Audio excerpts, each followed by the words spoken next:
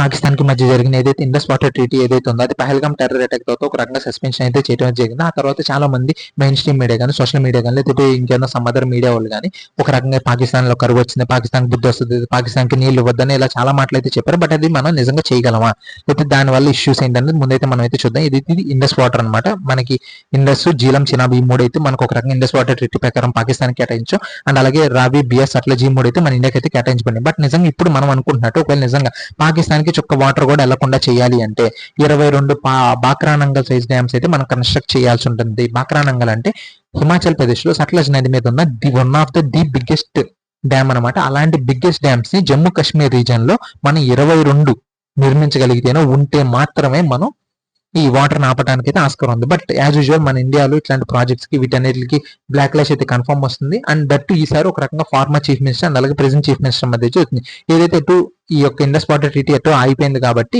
ఈ తుల్బుల్ అనే one of the dam project ని మళ్ళీ పట్టాలు ఎక్కిద్దామని ఇప్పుడు ప్రెసెంట్ చీఫ్ మినిస్టర్ ఎవరైతే ఉన్నారో ఒమర్ అబ్దుల్లా గారు అయితే ఒక స్టేట్మెంట్ ఇచ్చారు.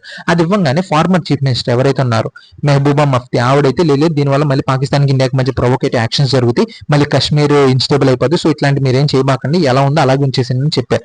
అండ్ ఒక రకంగానేమో మనమేమో ఈ టీవీలో ఇట్లో పాకిస్తాన్ బుద్ధి వచ్చేయాలి, పాకిస్తాన్ వాటర్ ఆపేయాలంటే ఒక పక్కన 22 ప్రాజెక్ట్స్ కావాలని చెప్తున్నారు.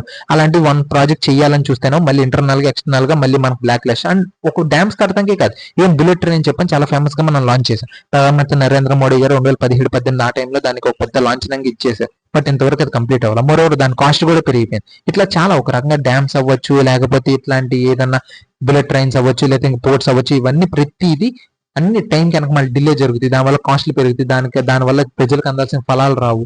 అసలు మన ఇండియాకి ఒక రకంగా స్ట్రాటజిక్ షిఫ్ట్ కావాలి. ఒక రకంగా మన దేశ సెక్యూరిటీకి సంబంధించి మనం ముందుకు తీసుకెళ్దాం, లేకపోతే ఇన్ఫ్రాస్ట్రక్చర్ సంబంధించి ముందుకు తీసుకెళ్దాం. దీని మీద మీరే అనుకుంటున్నా నాకు కింద కామెంట్ సెక్షన్ అయితే తెలియజేయండి. Thank you.